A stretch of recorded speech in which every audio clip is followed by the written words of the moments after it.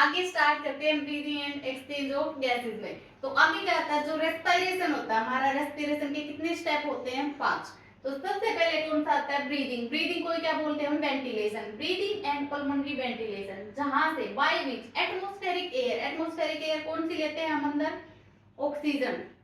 तो ये O2 rich होती है, इज ड्रॉन इन, अंदर लेके जा रहे हैं, and CO2 rich alveolar air is released out, और कार्बन डाइऑक्साइड को बाहर। सेकंड है डिफ्यूजन ऑफ गैसेस। डिफ्यूजन होगा across alveolar membrane. Alveolar membrane, यहाँ पे जो डिफ्यूजन होता है वो किस किस के बीच होता है, एल्वियोलाई एंड ब्लड। डिफ्यूजन कहाँ से कहाँ मूव करते हैं, higher concentration to lower concentration, high pressure to lower pressure move करते हैं। थर्ड है transport of gases by the blood. किस किस का ट्रांसपोर्ट होगा, ऑक्सीजन और कार्बन डाइऑक्साइड का। उसके बाद फोर्थ है diffusion of oxygen and CO2 between blood and tissues. Blood और टिश्यूज के बीच में, वो किसके बीच था, एल्वियोलाई और ब्लड के बीच। उसके बाद है यूटिलाइजेशन ऑफ ऑक्सीजन। ऑक्सीजन का यूज करेंगे by the cells for catabolic reaction and resultant release of CO2। इसी को क्या बोलते हैं, सेलुलर रेस्पिरेशन। चैप्टर के बिल्कुल स्टार्टिंग में हमने ये पढ़ा था, सेलुलर रेस्पिरेशन। ठीक है, तो 5 स्टेप कौन से होते हैं, एक तो breathing and pulmonary ventilation, oxygen ले रहे हैं, कार्बन डाइऑक्साइड छोड़ रहे हैं। Diffusion of gases across alveolar membrane. Diffusion में क्या, कहां से कहां मूव करते हैं, higher concentration to lower concentration, या high pressure to lower pressure, low pressure बोल सकते हैं। कहां पे होता है, between alveoli and blood. Third है transport of gases by the blood. कौन सी गैसेस का ट्रांसपोर्ट होता है, ऑक्सीजन और कार्बन डाइऑक्साइड का। Diffusion of oxygen and CO2 between blood and tissues. Blood और टिश्यू के बीच में जो डिफ्यूजन हो रहा है, और यहाँ पे आता है सेलुलर। फर्स्ट स्टेप है ब्रीदिंग। ब्रीदिंग या वेंटिलेशन भी बोलते हैं। उसमें क्या होता है, इनहेलेशन एक्सहेलेशन, सांस ले रहे हैं, सांस छोड़ रहे हैं। इनहेलेशन को इंस्पायरेशन भी बोलते हैं और एक्सहेलेशन को एक्सपायरेशन भी बोलते हैं। इनहेलेशन में हम क्या कर रहे हैं, इनहेलेशन में क्या कर रहे हैं, जो एटमॉस्फेरिक एयर होती है, atmospheric air is drawn in, जो, और वो कैसी होती है, ऑक्सीजन रिच। कैसी होती है, ऑक्सीजन रिच। एक्सहेलेशन में क्या कर रहे हैं, alveolar air released out, alveolar air को बाहर निकाल रहे, वो कैसी होती है, CO2 rich, carbon dioxide rich होती है। पहले करते हैं इनहेलेशन, जो हम सांस ले रहे हैं, इंस्पिरेशन या इनहेलेशन। तो इसमें क्या होता है, लंग्स होते हैं हमारे, लंग्स के अंदर क्या जा रही है, हवा जा रही है, एयर जा रही है। यहाँ पे बाहर क्या प्रेजेंट होती है, हमारी रिब्स होती है। रिब्स के बीच में इंटरकोस्टल मसल्स प्रेजेंट होती है। ये एक्सटर्नल और इंटरनल दोनों होती है, बट यहाँ पे एक्सटर्नल का यूज है, इसलिए मैंने एक्सटर्नल इंटरकोस्टल मसल्स लिखा है। इसके बीच में ये जो होती है रिब्स के बीच में, ये क्या है, हमारी इंटरकोस्टल मसल्स। 2 के बीच में 1 है, तो 12 के बीच में कितनी होगी, 11। 11 इधर है, 11 इधर है, टोटल कितनी होगी, 11 पेयर हो गए, 22 होगी, 22 पेयर कितने हो गए, 11। तो ये क्या करती है, ये नीचे होता है हमारा डायफ्राम। डायफ्राम क्या होता है, डायफ्राम एक मसल होती है।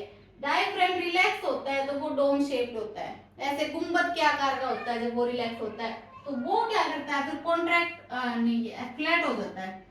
तो इसमें क्या होता है, जब डायफ्राम कॉन्ट्रैक्ट करता है, डायफ्राम कॉन्ट्रैक्ट करेगा तो वो फ्लैट हो जाएगा। ठीक है, तो वो क्या करेगा, जो थोरेसिक वॉल्यूम है, थोरेसिक वॉल्यूम है जो लंग्स की, उसको इंक्रीज कर देगा। थोरेसिक वॉल्यूम इंक्रीज होगी तो जो इंट्रापल्मोनरी वॉल्यूम है वो भी क्या हो जाएगी, इंक्रीज हो जाएगी। इंट्रापल्मोनरी वॉल्यूम बढ़ जाएगी, इंट्रापल्मोनरी प्रेशर कम हो जाएगा। प्रेशर कम हो जाएगा तो क्या होगा, इनहेलेशन। हम जब हम सांस लेते हैं तो हमारी जो रिब्स और स्टर्नम, सांस लेते हैं ऐसे तो वो बाहर की तरफ आते हैं। तो एक केस तो हो गया ये, जब डायफ्राम कॉन्ट्रैक्ट करे, डायफ्राम कॉन्ट्रैक्ट करेगा। दूसरा, जब जो एक्सटर्नल इंटरकोस्टल मसल्स कॉन्ट्रैक्ट करेंगी, तब क्या होगा, जो रिब्स और स्टर्नम है वो मूव्स आउट। तो उसमें भी क्या होता है, वो थोरेसिक वॉल्यूम को इंक्रीज करेंगे। थोरेसिक वॉल्यूम अगर बढ़ेगी तो इंट्रापल्मोनरी वॉल्यूम बढ़ेगी। अगर इंट्रापल्मोनरी वॉल्यूम बढ़ेगी तो प्रेशर क्या हो जाएगा, इंट्रापल्मोनरी प्रेशर कम हो जाएगा, और क्या होगा, इनहेलेशन। ये जो प्रोसेस होती है, जो डायफ्राम कॉन्ट्रैक्ट हो रही है, ये होता है एंटेरो पोस्टीरियर एक्सिस पे, एंटेरो पोस्टीरियर एक्सिस पे। और ये कहाँ पे होता है, डोर्सो वेंट्रल एक्सिस पे। रिब्स और स्टर्नम कहाँ, हमारे वेंट्रल साइड में। ठीक है, तो इसमें क्या होता है, डायफ्राम कॉन्ट्रैक्ट करेगा, डायफ्राम कॉन्ट्रैक्ट करेगा तो फ्लैट हो जाएगा। पहले कैसी शेप होती है उसकी, डोम शेप। तो डायफ्राम होती क्या है, डायफ्राम एक मसल होती है। थोरेसिक वॉल्यूम इंक्रीज होगी थोरेसिक वॉल्यूम, अगर इंक्रीज होगी तो इंट्रापल्मोनरी वॉल्यूम इंक्रीज होगी, इंट्रापल्मोनरी वॉल्यूम बढ़ेगी तो इंट्रापल्मोनरी प्रेशर कम हो जाएगा और क्या होगा, इनहेलेशन। दूसरा है कि जब एक्सटर्नल इंटरकोस्टल मसल्स कॉन्ट्रैक्ट करेंगी तो क्या होगा, रिब्स और sternum moves up and out, सांस लेते हैं तो ऐसे बाहर की तरफ आता है, तो वो भी क्या करेगी, जो थोरेसिक वॉल्यूम है उसको बढ़ाएगी, इंट्रापल्मोनरी वॉल्यूम बढ़ेगी, प्रेशर कम होगा और क्या होगा, इनहेलेशन होगा। ठीक है, उसके बाद है exhalation. Exhalation normal exhalation, normally हम जो सांस छोड़ रहे हैं वो, तो ये कैसी प्रोसेस होती है, पैसिव। इनहेलेशन कैसी होती है, हमारी एक्टिव प्रोसेस होती है, उसमें एटीपी खर्च होते हैं। एटीपी क्या होती है, energy currency of the cell, full form क्या होती है, एडेनोसिन ट्राइफॉस्फेट। तो इसमें क्या होता है, जो एक्सहेलेशन होती है ये एक पैसिव प्रोसेस होती है। तो इसमें होता क्या है, जो डायफ्राम हमारा कॉन्ट्रैक्ट हुआ था और जो एक्सटर्नल इंटरकोस्टल मसल्स जो हमारी कॉन्ट्रैक्ट हुई थी वो दोबारा से रिलैक्स हो जाती है, और जब वो रिलैक्स होती है तो अपनी ओरिजिनल पोजीशन में आ जाती है वो। ठीक है, तो वो क्या करती है, इनहेलेशन में क्या, वो कॉन्ट्रैक्ट हो रही थी तो वॉल्यूम को बढ़ा रही थी, अगर वो रिलैक्स होगी है तो वॉल्यूम क्या हो जाएगी, थोरेसिक वॉल्यूम कम हो जाएगी। थोरेसिक वॉल्यूम कम होगी तो इंट्रापल्मोनरी वॉल्यूम भी कम हो जाएगी। इंट्रापल्मोनरी वॉल्यूम कम होगी तो प्रेशर क्या होगा, प्रेशर ज्यादा हो जाएगा, यहाँ पे इंट्रापल्मोनरी प्रेशर बढ़ जाएगा, और इंट्रापल्मोनरी प्रेशर बढ़ेगा तो क्या होगा, एक्सहेलेशन, हम सांस को छोड़ते हैं, क्या होगा, डायफ्राम और एक्सटर्नल इंटरकोस्टल मसल्स क्या हो जाएंगी, रिलैक्स हो जाएंगी, रिलैक्स हो जाएंगी, दोबारा से अपनी उसी पोजीशन में आ जाएगी, तो क्या होगा, थोरेसिक वॉल्यूम कम हो जाएगी, इंट्रापल्मोनरी वॉल्यूम कम हो जाएगी, प्रेशर बढ़ जाएगा, प्रेशर बढ़ेगा तो हम क्या करेंगे, एक्सहेल, ये होती है एक्सहेलेशन नॉर्मल। ठीक है, उसके बाद है फोर्सफुल एक्सपायरेशन। एक तो हम नॉर्मली सांस लेते हैं छोड़ते हैं, एक ऐसे सांस लेते हैं लंबे, जितना योगा करते हैं तो वहां पे क्या होता है, फोर्सफुल एक्सपायरेशन, तो उसमें क्या होता है, वो भी एक एक्टिव प्रोसेस होती है, एक्टिव प्रोसेस है, उसमें एटीपी खर्च होंगी, एनर्जी लगेगी। तो इसमें क्या होता है, जो इंटरनल इंटरकोस्टल मसल्स, वहां पे क्या थी, एक्सटर्नल इंटरकोस्टल मसल्स, इससे क्या है, इंटरनल इंटरकोस्टल मसल्स, तो ये कॉन्ट्रैक्ट करती है और एब्डोमिनल मसल्स भी कॉन्ट्रैक्ट करती हैं। तो यहाँ पे क्या होता है, जो थोरेसिक और इंट्रापल्मोनरी वॉल्यूम होती है वो कम हो जाती है, वॉल्यूम कम होती है तो प्रेशर ज्यादा हो जाता है वहां पे वो, अगर इंट्रापल्मोनरी प्रेशर ज्यादा हो जाएगा वो, तो क्या होगी, फोर्सफुल एक्सपायरेशन। क्या होता है इसमें, जो इंटरनल इंटरकोस्टल मसल्स, उनमें क्या थी, एक्सटर्नल इंटरकोस्टल मसल्स, इसमें इंटरनल इंटरकोस्टल मसल्स और एब्डोमिनल मसल्स क्या करती हैं, कॉन्ट्रैक्ट करती है। थोरेसिक और इंट्रापल्मोनरी वॉल्यूम क्या हो जाती है, कम हो जाती है, अगर वॉल्यूम कम होगी तो प्रेशर बढ़ जाएगा, और प्रेशर अगर बहुत ज्यादा हो रहा है तो क्या होगा, फोर्सफुल एक्सपायरेशन। ठीक है, उसके बाद आती है रेस्पिरेटरी रेट। एक इंसान, एक हेल्दी ह्यूमन बीइंग 1 मिनट में कितनी बार सांस लेता है, 12 to 16 टाइम्स। ठीक है, उसके बाद आता है स्पाइरोमीटर। ये स्पाइरोमीटर क्या मेजर करता है कि जो हम the volume of air involve in breathing, कितनी एयर इन्वॉल्व है ब्रीदिंग में, can be estimated by using this. और ये क्या देता है, clinical assessments of pulmonary functions, कि वो ढंग से काम कर रहे हैं या नहीं कर रहे हैं। उसके लिए हमें ये भी तो पता होना चाहिए ना कि एक हेल्दी ह्यूमन कितना करता है, तभी तो हम ये बताएंगे कि वो ढंग से कर रहे हैं या नहीं कर रहे हैं।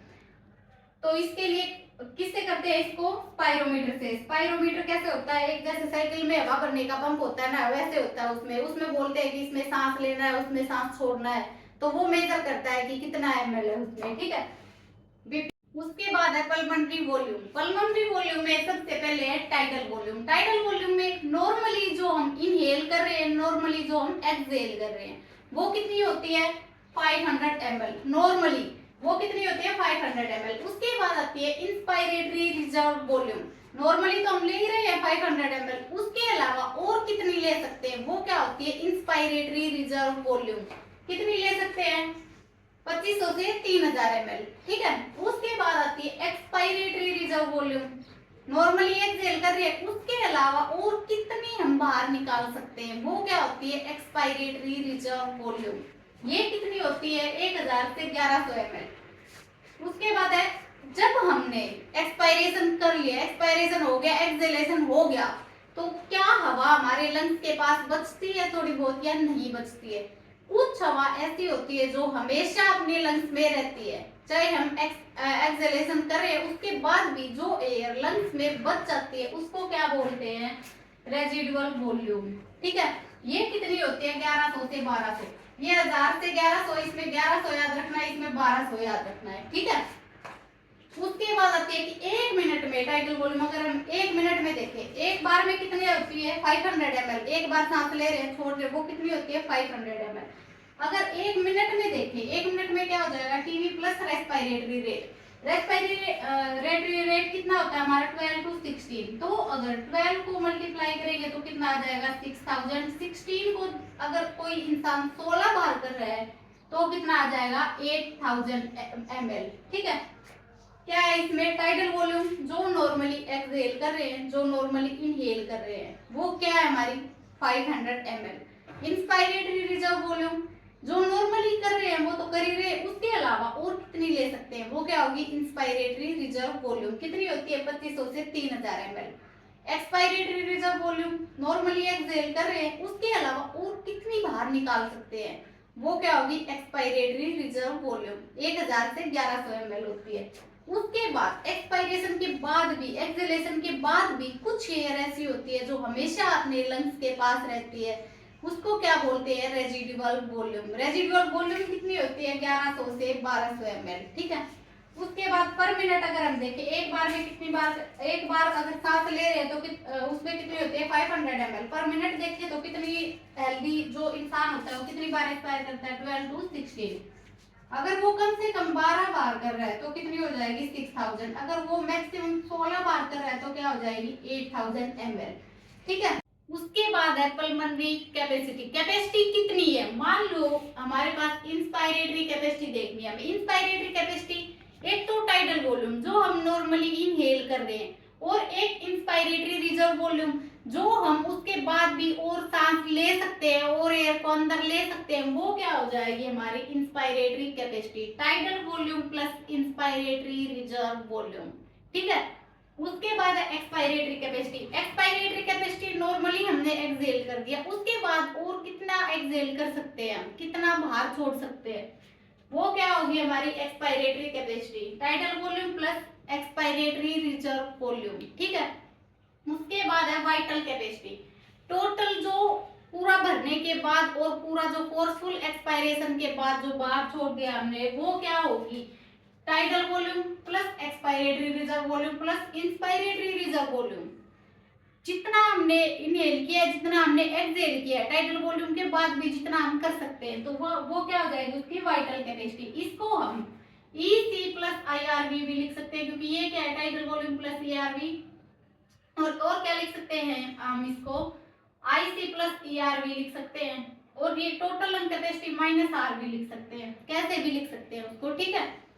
उसके बाद है total lung capacity, total lungs की कैपेसिटी कितनी होगी title volume plus expiratory reserve volume plus inspiratory reserve volume, और कौन सी बची हुई है लंग्स के अंदर रेजिडुअल वॉल्यूम, तो उन सबको अगर हम मिला दें वो क्या हो जाएगी हमारी total lung capacity, title volume, inspiratory reserve volume, expiratory reserve volume और रेजिडुअल वॉल्यूम, वो क्या होगी हमारी total lung capacity. Total lung capacity के बाद functional residual capacity, functional residual capacity कितनी होगी expiratory reserve volume plus residual volume, वो क्या हो जाएगी functional residual capacity.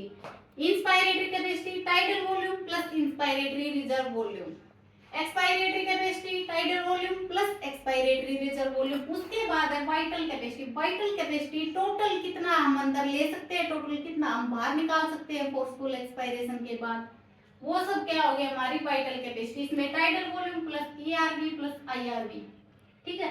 Total lung capacity कितनी होगी टाइटल वॉल्यूम कितना हम अंदर ले रहे हैं, ERV expiratory reserve volume exhale कर रहे हैं, IRV inspiratory reserve volume, RV residual volume, residual volume जो हमारे लंग्स में बची रहती है आफ्टर फोर्सफुल एक्सपायरेशन भी, ठीक है।